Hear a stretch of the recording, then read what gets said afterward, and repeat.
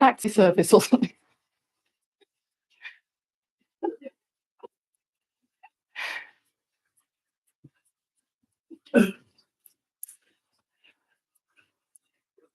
Welcome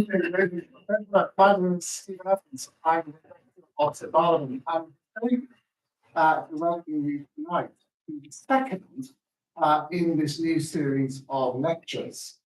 We had a really good crowd for the first one, and I'm glad to say we've got an even bigger crowd for this one. So thank you very much for coming. I hope that you keep on coming to this series of lectures. The next one will be about J.M.W. Turner, the artist who lived and exhibited in his studios, of course, what is now Queen Anne Street, so just a few streets away from the parish church.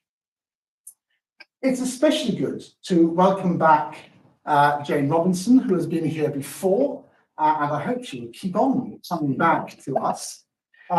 Jane is an acclaimed author and public speaker who specialises in history seen through women's eyes. And so far, her 12 books include bestsellers about the first women graduates, the untold story of the Great Pilgrimage, the suffragists. There's even one which sounds like a cookery book called Pie for Breakfast.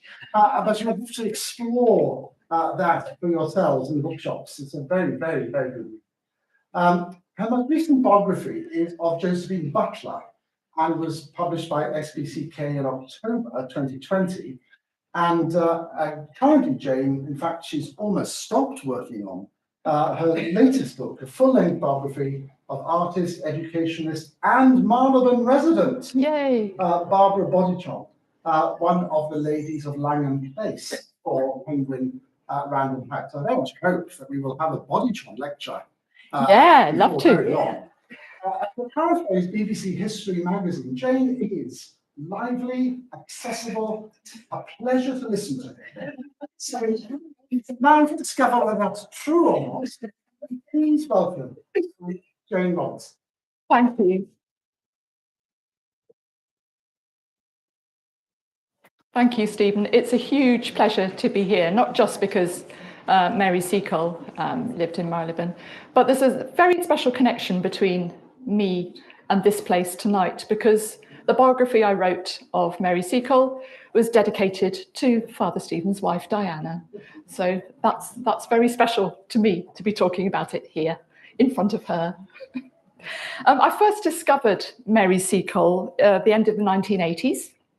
I was researching women travellers, and somebody sent me a rather odd psychedelic-looking paperback with the unlikely story in it of a half Jamaican, half Scottish woman who enjoyed serial careers as a nurse, a travelling saleswoman, a hotelier, restaurateur, a gold prospector, a military heroine, a best-selling author, and one of the Victorian era's most charismatic personalities, boasting friends in the highest of places. While commissions for other books came and went, I always thought that if I ever wrote a biography, then Mary Seacole must be the subject, because I was fascinated by this person. That biography, which was Mary's first, came out in 2005, and that was the 200th anniversary of her birth. Since then, other biographers have picked up the baton, so that now, some 18 years later, some of my original research has been updated. But the spirit of Mary, which is, I'm sure she must have been one of Marylebone's most engaging residents, that spirit defies the vagaries of time and truth. She's always been one of history's one-offs, and she remains so. I've heard that it's not uncommon for biographers to fall out of love with their subject. As intimacy goes through research, there's no guarantee that you're going to end up feeling about the person you've chosen the way you did when you chose them. But I'm delighted to realise that I admire Mary now more than I've ever done. She was so immediate. She was so warm. She was so confident. She used to go around in parroty colours of red and yellow and blue. She was proud of her stoutness and her ready laugh. Here's a portrait of her. It doesn't really do her justice. She looks like some sort of fluffy maiden aunt in this illustration, obviously tender-hearted, but slightly ineffectual, perhaps. The artist William Simpson drew this one when Mary was in her mid-50s. And although I'm fond of the image, it is misleading. By then, Mary was an iconoclast. She'd exploded just about every preconception and prejudice that the Victorians held dear. And yet, through sheer force of personality, she emerged in the prime of her life a large, loud, flagrant heroine. Seacole was her married name. She was born Mary Jane Grant in 1805 in a settlement some 80 miles from Kingston in Jamaica. We don't know exactly when. There's no record of her baptism in the archives, and she was always carefully coy about her age. But her death certificate recorded her in 1881 to be 76 years old, so it's easy to do the maths. To put her time in context a little bit, you will know 1805 was the year of Nelson's victory at Trafalgar and his death. It was the 45th year of the reign of George III, Mad King George. Jamaica was part of the British Empire, precious for its sugarcane. Its population was uncompromisingly divided into black slaves and their white owners, at a ratio at the beginning of the 19th century of about 10 slaves to every one master.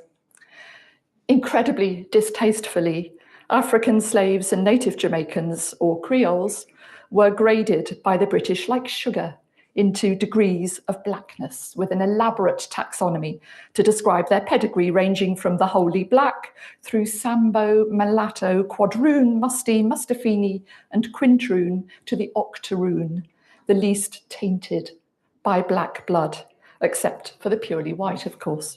This was a really brutal, uncompromising place to be. Mary's mother, of mixed heritage, was well known in Kingston.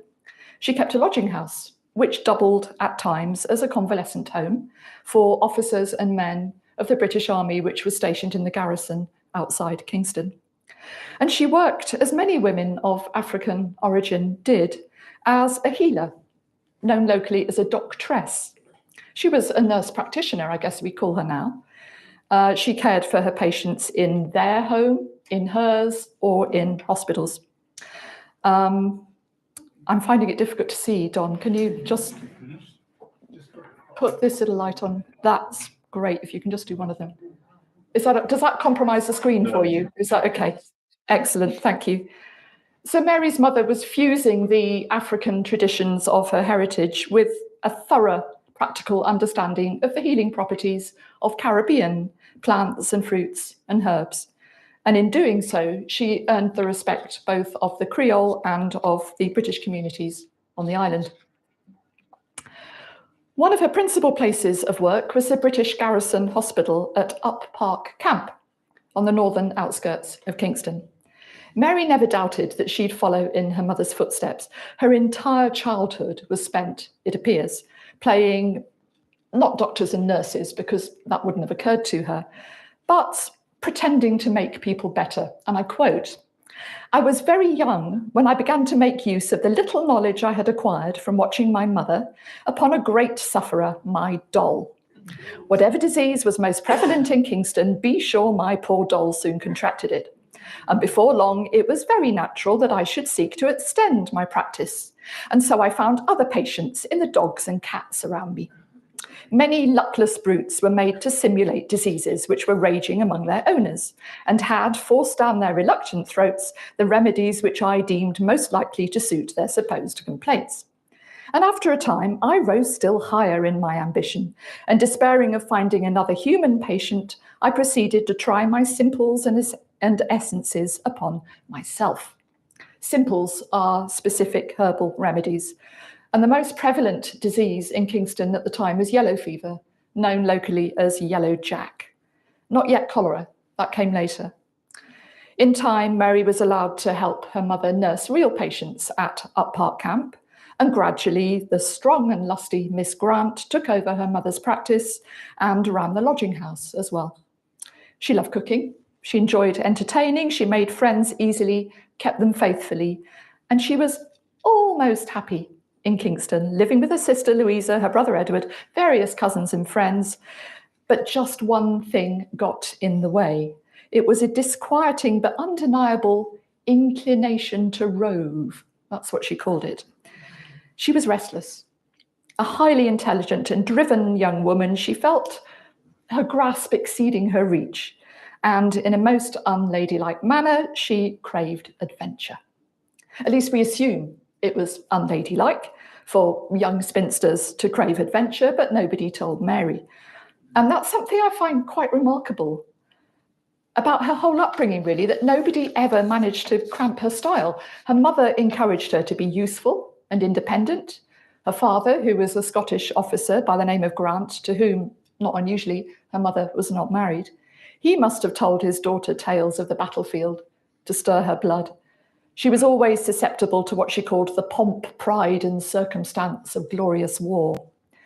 An elderly friend of the family to whom Mary was entrusted, and that's another sign of an unenlightened upbringing, she fostered in Mary a questing sense of curiosity and extraordinarily complete self-confidence.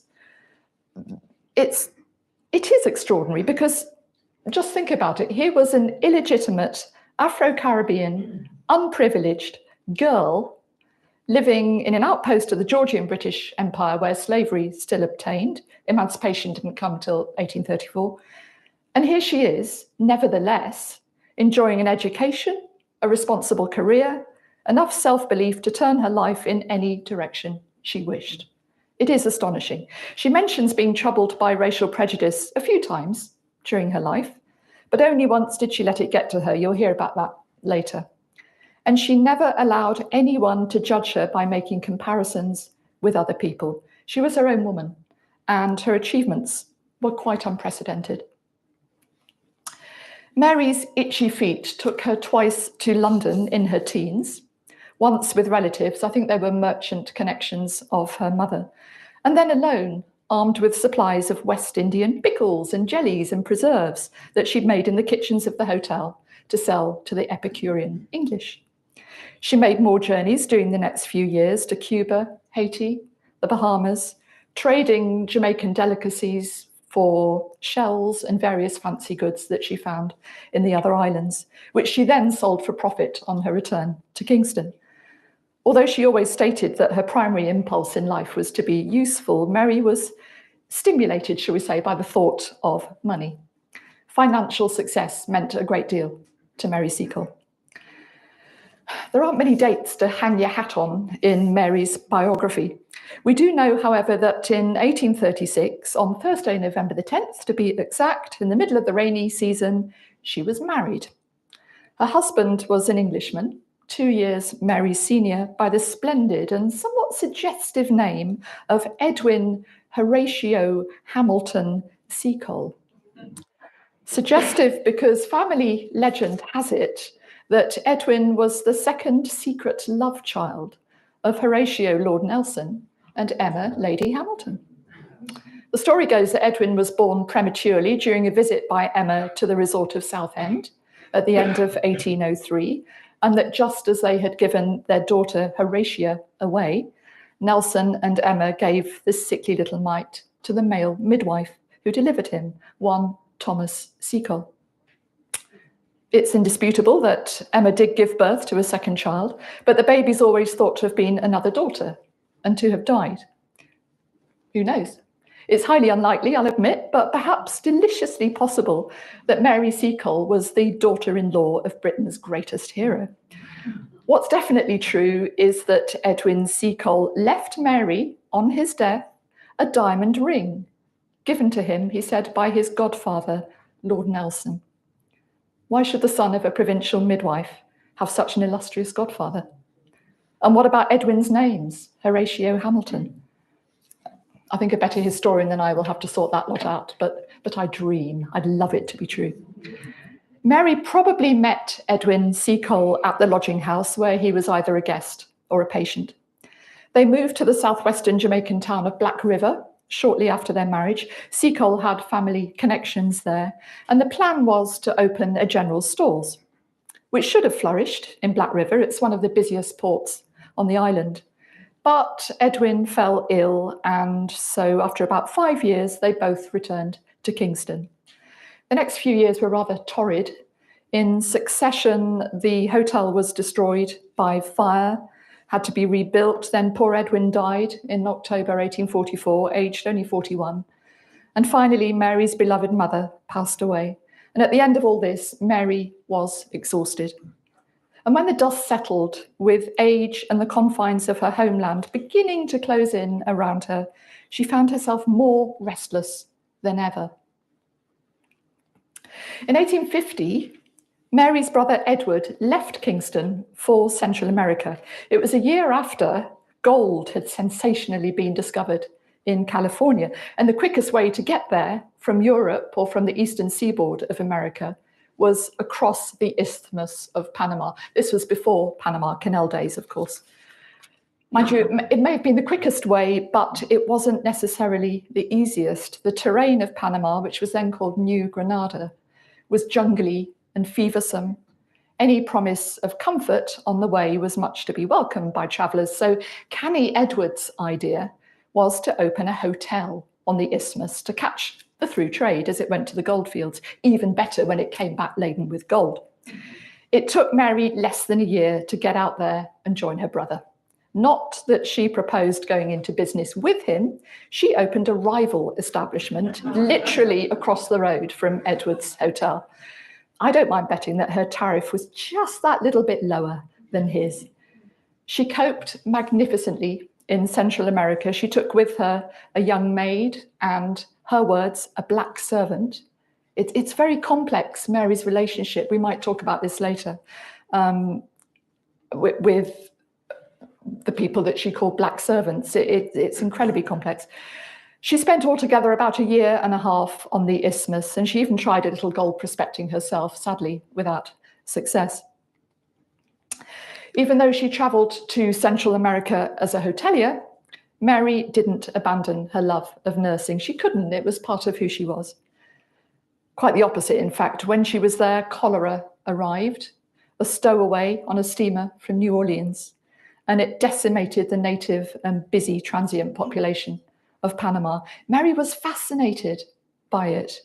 She studied its pathogenesis, its epidemiology, its management. She even performed a secret autopsy on an infant killed by cholera, the better to understand this terrifying new disease.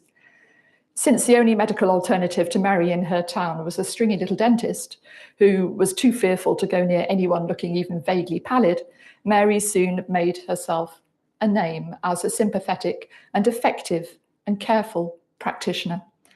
She claimed to have healed scores of cholera patients. That's open to debate. We have no evidence, but her treatments accorded closely, I think, with modern methods.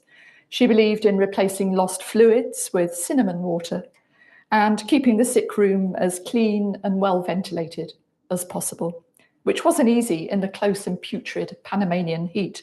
But she did her best, and she cheerfully accepted medical fees from those who were able to pay them in gold dust if necessary. If they couldn't pay, fine, she treated them anyway. It was during a visit home to Kingston in early 1854 that Mary first read of the news that was to change her life. She'd always been extremely partial to her father's colleagues, the officers and men of the British Army, and she used to love spending time in their company at the hotel and at Up Park Camp. She considered herself, being half Jamaican, half Scottish, to be British through and through. Sometimes she was the army's nurse, sometimes its hostess, sometimes just an admiring audience for its tales of imperial daring-do. There was a sizable British garrison stationed in and around Kingston at this time, and Mary claimed an affinity with the rank and file, especially the rank, and a great affection for the soldiery. It seems to have been mutual. So when she read in an out-of-date copy of the Times one day about the outbreak of the Crimean War, she was appalled. Her friends in the regiments who'd been stationed at Kingston were disappearing fast to Europe. on ships on a mission to defeat the Russian enemy. They were heading for danger, probably disease, and she immediately felt the strongest possible urge to accompany them, to be their surrogate mother, to comfort them and to tend to them and to lift their spirits. Took a bit of arranging. There was a hotel to close in Panama, family explanations to be made, her travelling medicine chest to restock, and the inevitable pots of jam to be manufactured before she went. But she was always an impulsive woman. She made up her mind to go out to the Crimea, which she had to ask somebody to point out to her on a map because she had no idea where in the world it was. And nothing could dissuade her once she'd made that decision to go. No matter that she was an elderly woman by now, or what the Victorians considered elderly at 50, no matter that she was black, or as she preferred to put it, yellow, no matter that she was comfortably upholstered and not really built for swift travel, and she had highly unfeminine pretensions to professional medicine, all these things were irrelevant. Her sons needed her, she said, and she was off. It's difficult for us nowadays to appreciate it, but this was a hugely imaginative and courageous venture. Mary would never have come across anybody else contemplating anything like that. She hadn't heard of Florence Nightingale yet, she would, and the only women who traditionally followed armies were either army wives or army sutlers or provisioners or prostitutes. And Mary Seacole was none of the above. So this mission really was visionary. It was hardly even acceptable for what was called an unprotected woman like Mary to travel anywhere at this time on her own, unchaperoned. But all this meant nothing to Mary. She arrived in London in October 1854. Having done her homework, she now realised that the best way to reach the Crimea would be under the aegis of Miss Nightingale, whom she had heard was recruiting nurses to help the British forces. So she took herself off to the private home of Elizabeth Herbert, who was the lady in charge of recruitment for Florence Nightingale. But she only tried Mrs. Herbert after applying elsewhere, initially, logically enough, to the War Office. It makes sense.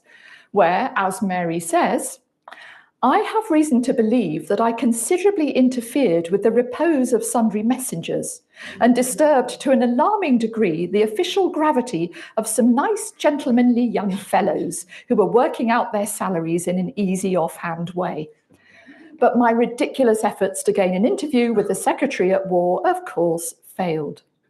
I transferred my attentions to the Quartermaster General's department in charge of services and supplies. Here, I saw another gentleman who listened to me with a great deal of polite enjoyment, and, his amusement ended, hinted, had I not better apply to the medical department?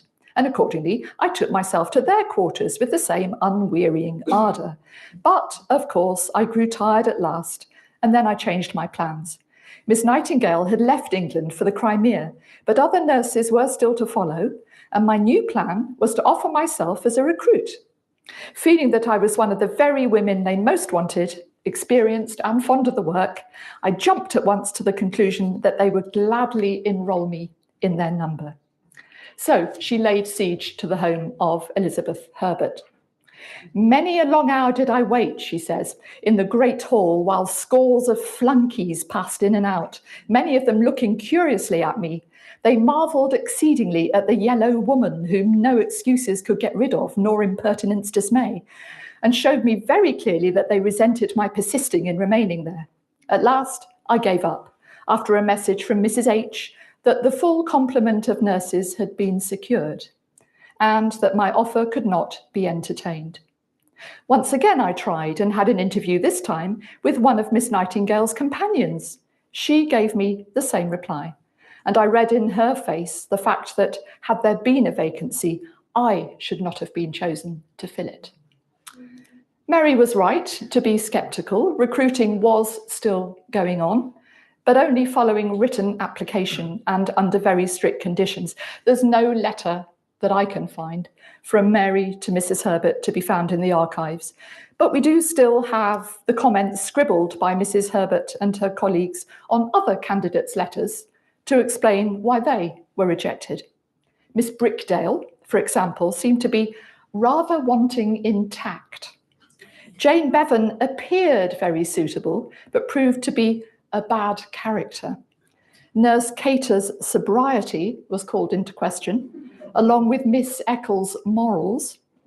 Miss Downing was obviously impossible, being unmarried with a baby at the breast. I wonder what drew her to volunteer to go out to the Crimea as an unmarried mother with a baby at the breast. I'd love, there's a short story in that somewhere. Who else have we got? Emma Bailey was deemed too young at 23. Mary Jarman too old and peculiar at 48.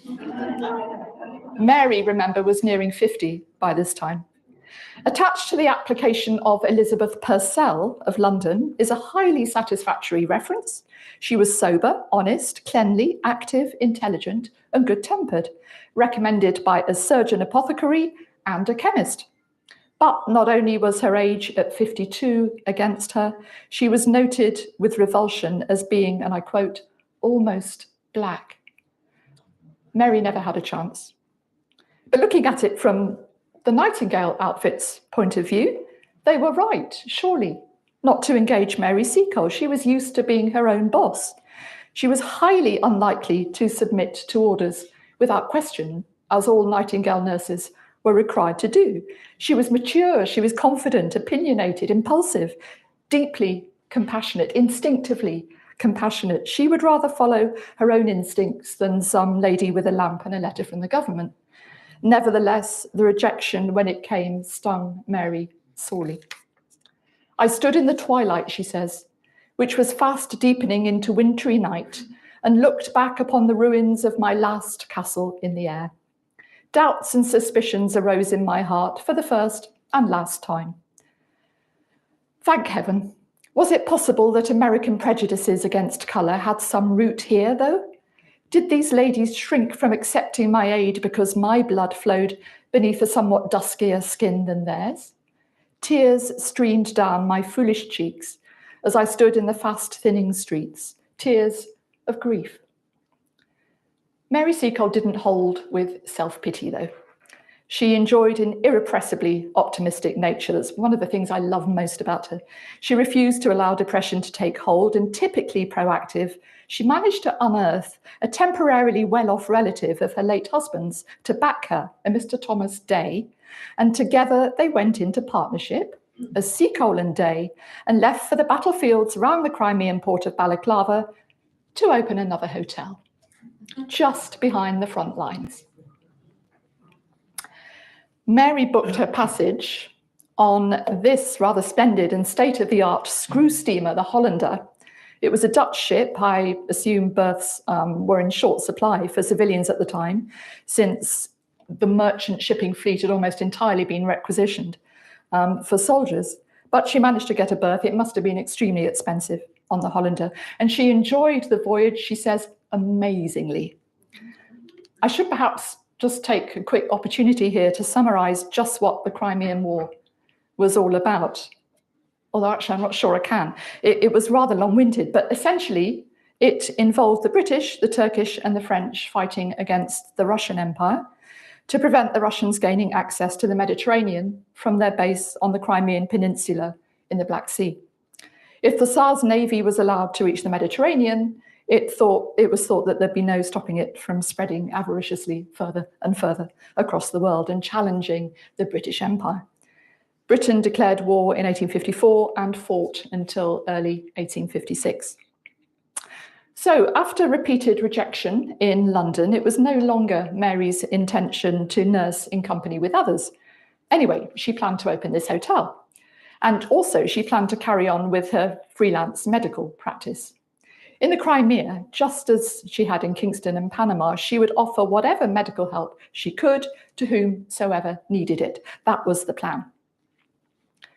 She made her preparations well. First, she dispatched a number of business cards to arrive at Balaclava in advance, letting people know that she was on her way to open the British Hotel, especially her old army friends from Kingston days. And when she arrived here in Balaclava, especially in the spring of 1855, early spring of 1855, which was more or less contemporaneous with this photograph, she managed to find herself a slightly dangerous berth on an old ammunition ship in the harbour while she made visits to friends and possible patrons and scouted around with Mr. Day to find a site for the hotel and second-hand materials with which to build it. On this ammunition ship, she used to light a fire so that she could make cups of tea for everybody. Absolutely terrifying. She also set up a little booth on the wharves in the biting wind with her trusty tea urn on the constant boil so that she could brew up refreshment for the wounded soldiers who were being shipped down across the Black Sea to Scutari, where Florence Nightingale would be looking after them. She'd visited Florence, incidentally, on the way, on her route up to the Crimea, calling in at the hospital and being granted an audience with Miss Nightingale. She had a letter of introduction, so it would have been impolite of Florence to refuse, and they had an interview together. And then Mary rather cheekily visited the wards and changed the odd dressing and tweaked the odd sheet and made the odd, rather probably bawdy joke to cheer everybody up, which probably didn't go down incredibly well. She was allowed by Florence to share the washerwoman's quarters that night on her way up to the Crimea. So Mary spent about 6 weeks in Balaclava before moving a few miles northwest towards Sevastopol, the Russian HQ which the Allies were holding under siege. I haven't got a pointy bit, and if I move without taking my mics with me, the world will end. So I'll just show you. That's where she set up the hotel, and Sevastopol is up there, and Balaclava down here.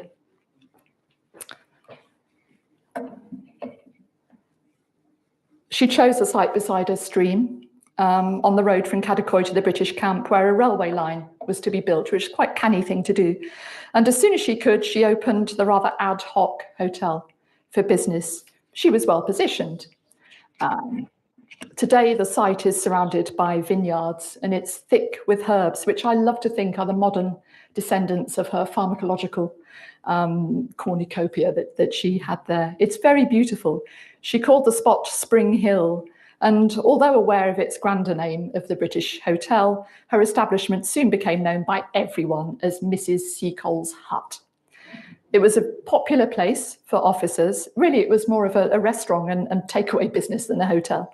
Although she did offer convalescent facilities, it had a general stores attached as well, which Mary was particularly proud of.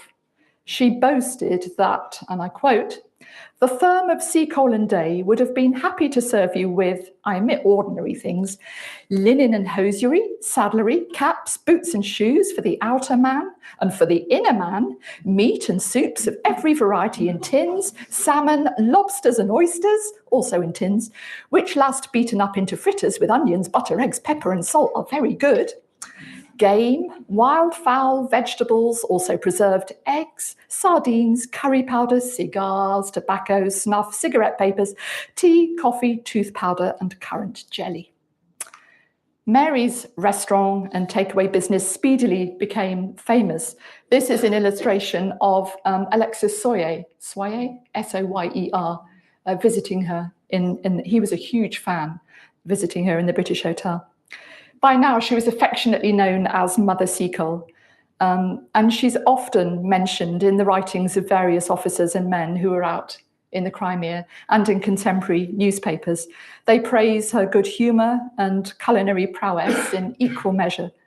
And Mary enjoyed her success. The profits from it meant that she could afford to operate in her other capacity as the local doctress. Whenever there was any battlefield action or when there were sick and wounded in need of attention in camp, Mary would dash to help day or night, armed with a capacious holdall crammed with medicines, dressings, food and drink, champagne for anaesthetic and sherry for antiseptic. She made no charge, accepting payment, of course, when it was offered, but expecting none. Occasionally, Mary worked in the Land Transport Corps Hospital, which was very close to the British Hotel. She's seen here dispensing copies of the magazine Punch, the comic magazine Punch, to cheer up the patients. But mostly she operated as a peripatetic based at the British Hotel. Of course, Mary came across Florence Nightingale in the Crimea. Mary always gave the impression that she revered Florence as much as everyone else did. sometimes Mary was a little bit of a snob, and she also gave the impression that she and the delightful Miss Nightingale were the best of friends. But her cordiality was very definitely not reciprocated. Florence was officially polite about Mary during the Crimean conflict, but later, not so much. Here are some snatches from Florence's writings after the war. She, i.e. Mary Seacole, was very kind to the men and, what is more, to the officers, and did some good, and made many drunk. I had the greatest difficulty in repelling Mrs. Seacole's advances and in preventing association between her and my nurses, absolutely out of the question. But I was successful. She kept, I will not call it a bad house, that is a brothel, but something not very unlike it. She was a woman of bad character. Anyone who employs Mrs. Seacole will introduce much kindness, also much drunkenness and improper conduct wherever she is. Having got into her stride, Florence even went on to suggest that a young girl who helped Mary at the hotel by the name of Sally Seacole was in fact a love child of Mary and a certain Colonel Bunbury. In fact, I'm pretty sure she was the 14-year-old relation of Edwin Seacole's from Black River. Like everyone in Jamaica, she called all matriarchal members of the family Mummy. And this seems to have been enough to convince Florence that she was Mary's illegitimate daughter. Although the excellent biographer Helen Rappaport does believe that Sally was Mary's daughter. It's difficult to know why Florence was so eager to believe the worst of Mary. Maybe it's because the two women approached nursing so differently. Florence's character tended towards intolerance and defensiveness, while Mary's was more relaxed and self-assured. While Florence may have been worshipped for her angelic ministrations on the wards of Scutari, of course she was, Mary was more likely to be clapped on the back for her generous and impulsive readiness to help anyone in uniform that she could, even if that did mean giving them the odd swig of claret cup. Florence, as we know, was stringently clinical in her fight against the diseases that corrupted the military medical system, and she burned with a cold fury at the suffering her patients faced unnecessarily, thanks to the administrative incompetence that was going on.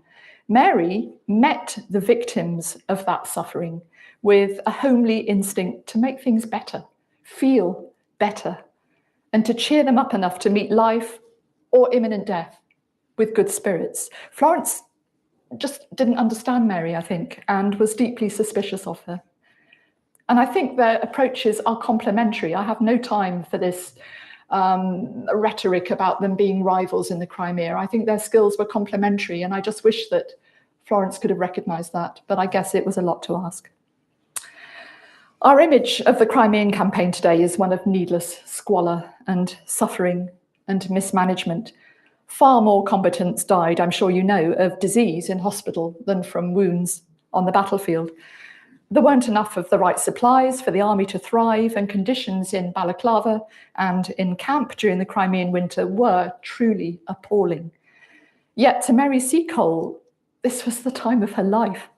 She was fulfilling all her ambitions at once. She was being useful, she was working hard with great panache in her dual career. She was the centre of attention. In fact, she was famous by the time the war ended. She was making money as well. The hotel expanded over the months, and most of all, she was allowed to indulge her impetuous generosity and warmth of spirit to raise morale. She had never been happier. Ironically, it all came to a bitter end when peace was declared in 1856. The peninsula was evacuated unexpectedly quickly, very suddenly. Mary and her business partner were caught out. They'd ordered vast amounts of victuals and goods for the store. Mr. Day was running a livery stables. He had horses due to arrive soon. There was even the suggestion that he was operating a money lending service too. And because what was left of the victorious British Army was dispatched home so speedily, many left the Crimea without paying their bills at the British Hotel. And all this meant that Seacole and Day found themselves hugely in debt at the end of the war. Mary, of course, was devastated. At the end of July 1856, Mary and Mr. Day were almost the last to leave Balaclava. No splendid screw steamer. This time they took what they could get.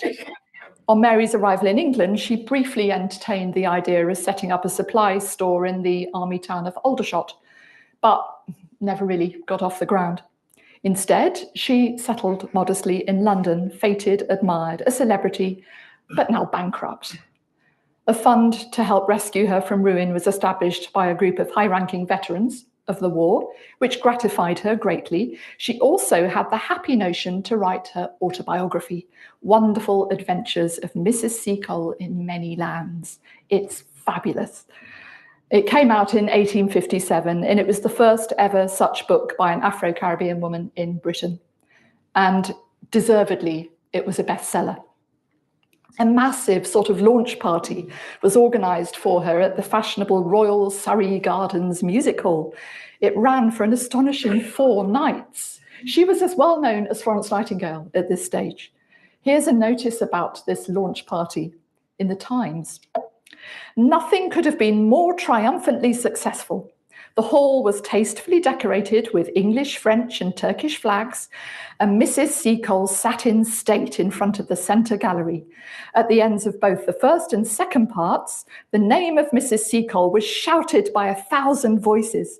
The genial old lady rose from her place and smiled benignly on the assembled multitude amid a tremendous and continued cheering. Never did woman seem happier, and never was hearty and kindly greeting bestowed upon a worthier object. This is the Times of London writing this.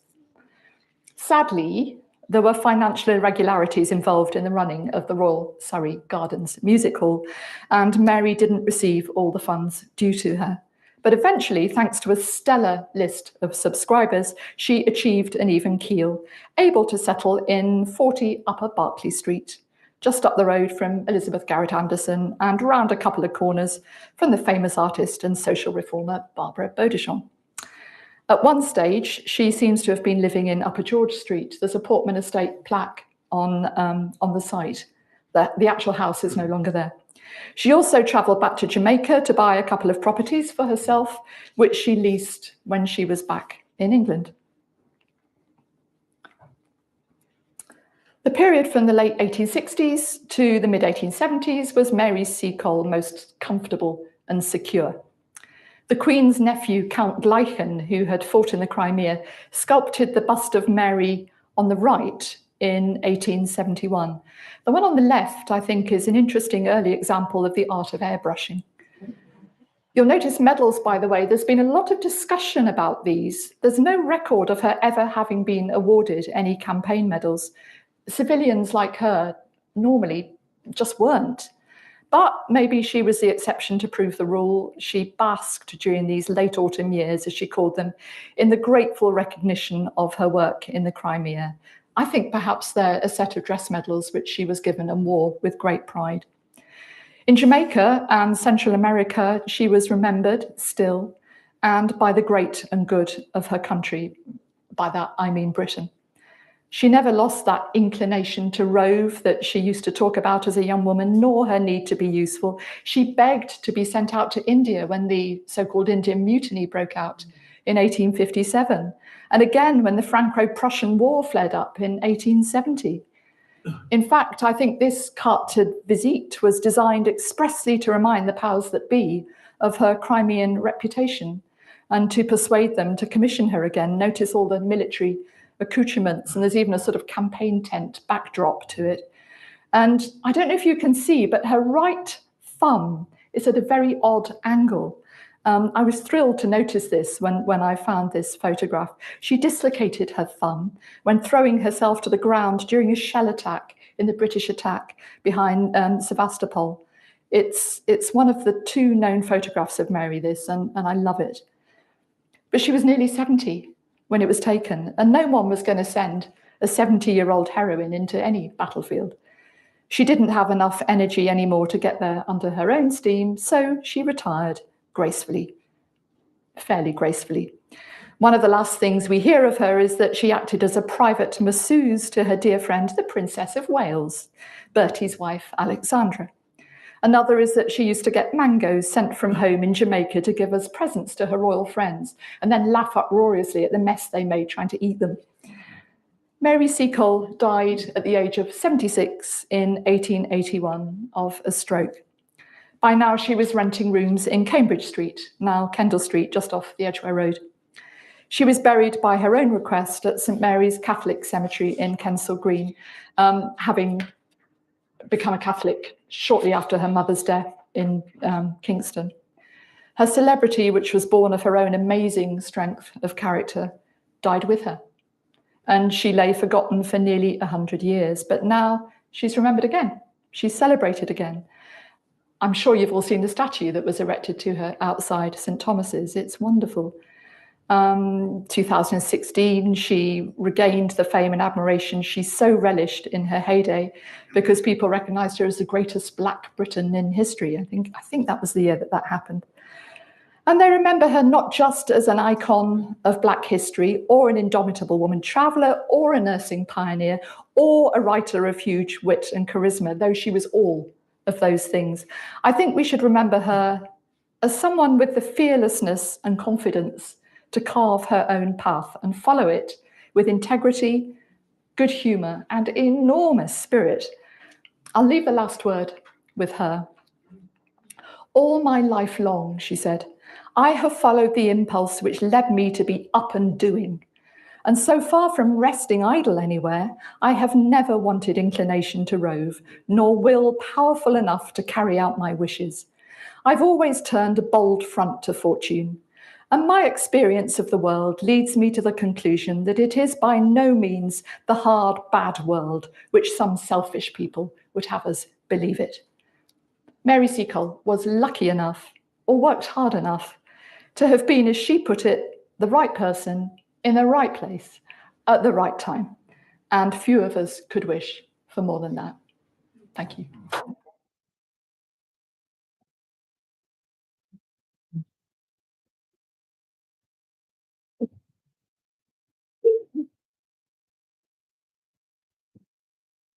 Great, thank you so much for that. I think BBC history underpaid your skills.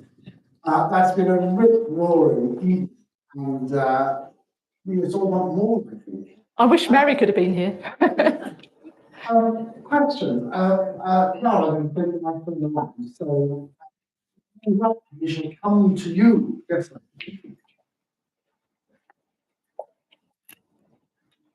Thank you, Jane. Is it working?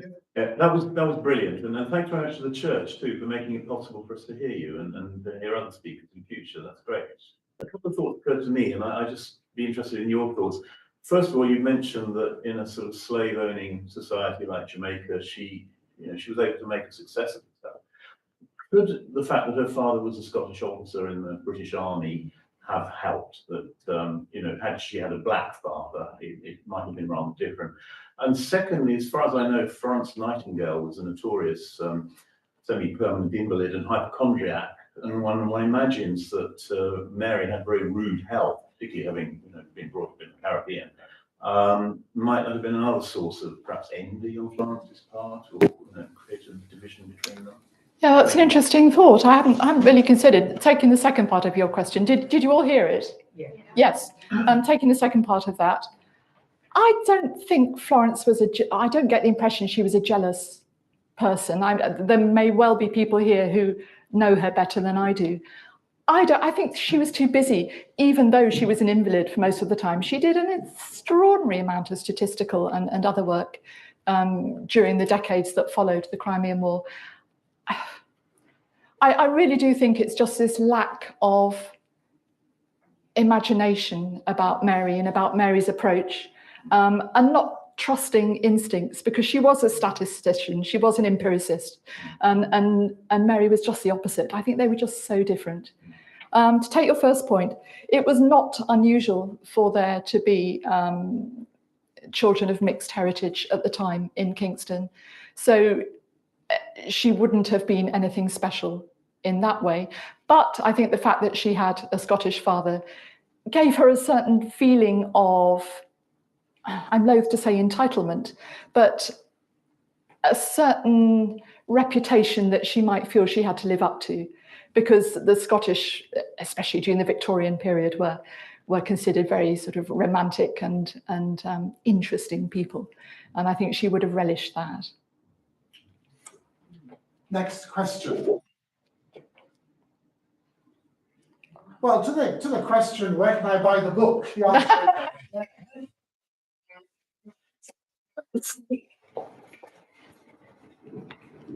Thank you so much. Good question. Kingsland, I lived in River. So I know a lot about Mary. She is remembered at the University of the West Indies, Mary Seacole.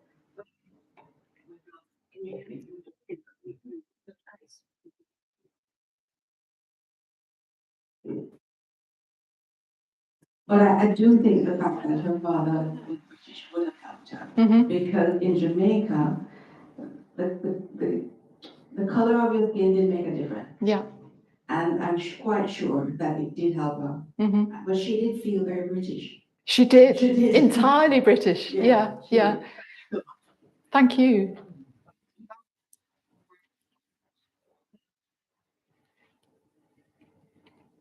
Have courage. Think of Mary. Jane, yes. I think about a week ago, I don't know, somebody and it was about Mary Seacole, and she made this remark which I've never heard before, you know, like, oh, well, was Mary Seacole, should she not be considered more of as a hotelier than a nurse?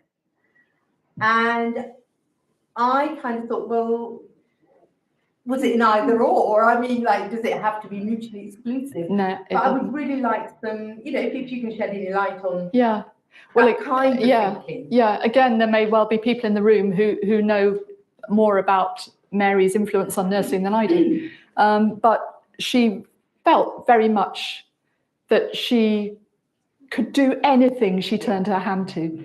And she could keep a hotel, and she could nurse the sick.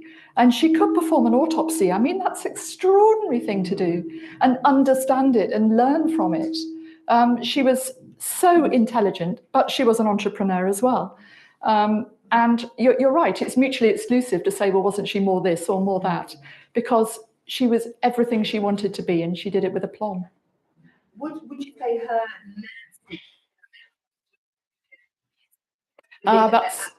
That's another story. I think she was seen very much as a one-off, and to some extent she was a one-off. And this remarkable person happened to be a nurse. I don't think she was seen as a pattern for nursing at that stage, although I know that she is now. But she was, I mean, her holistic approach was something that we should all learn from. And that was something that I don't think was that common at the time. And she actually articulated it, that making a person feel better was so important, almost just as important as actually making them better. And I think that's a huge legacy of Mary Seacole's. yes.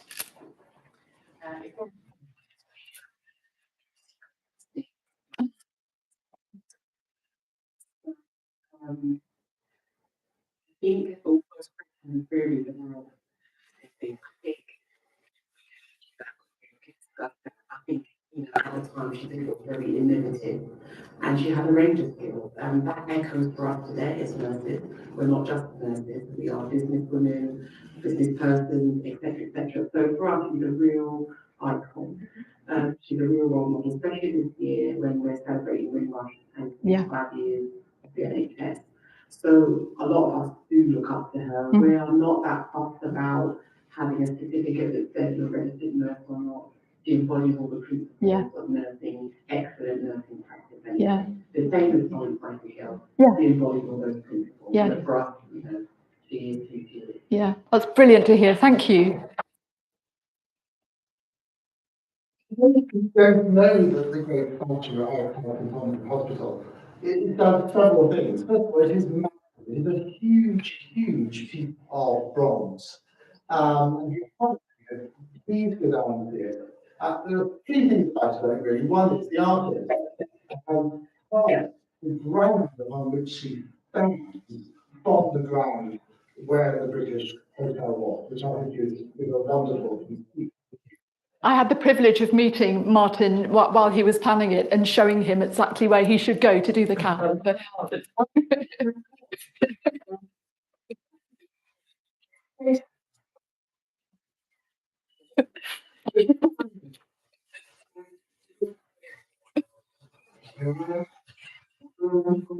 Because she has no then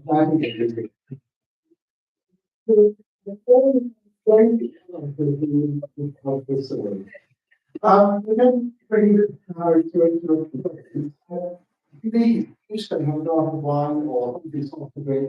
There are lots of Jane books, not all, but there's a collection. She doesn't give us the lights on, Don, if you would. Thank you, Don, as well. Yes, thank you, Don.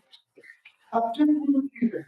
If you like the definition for the whole series of books, and there's a box outside for you, you can information to a touching page, just thank you. The next one is Jane Turner on the 3rd of May. There is no talk in April because that will be in Holy Week, Holy Week. Just an aside, and that is about, of course, Horatia Nelson, or Horatia, the daughter of Emma Hamilton and Lord Nelson, was baptised here at St Marylebone. And Lady Hamilton and Nelson listed out her godparent. So the use of the word godparent by Nelson is what so that was the track. I don't really but I'm wrong. I don't think anyone here here to celebrate so and very much again one of those beautiful you mentioned your name but it's been a wonderful evening and I do hope that you'll come back and tell us lots more about other wonderful Marylebone people and maybe just yourself one day.